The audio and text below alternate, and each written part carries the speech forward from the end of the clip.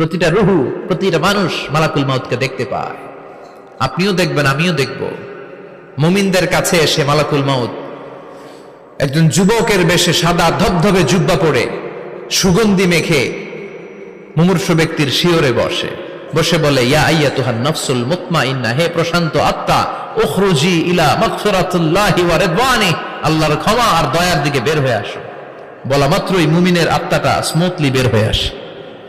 কাফান মিন আকফানিল জান্নাহ, হানুত মিন হানুতিল জান্নাহ, জান্নাত থেকে আনা সুগন্ধি কাফনের মধ্যে পেঁচিয়ে তিনি রূহটাকে নিয়ে ইল্লিনে চলে যায়। সরাসরি দেখে মালাকুল মাউতকে। আর যারা ইসলাম বিরোধী, কোরআন বিরোধী, তাদের সামনে এসে মালাকুল মাউত ত্রাস সৃষ্টি করে। আগে ধমক। হাইওয়েতে মাঝে মাঝে ডাকাতি হয় না? বাসগুলোর মধ্যে যখন ডাকাতি হয়, বাসে থাকে 50 জন, ডাকাত ঢুকে 5 জন, এই 5 জনের ভয়ে সবগুলো পেশাব করে দেয়।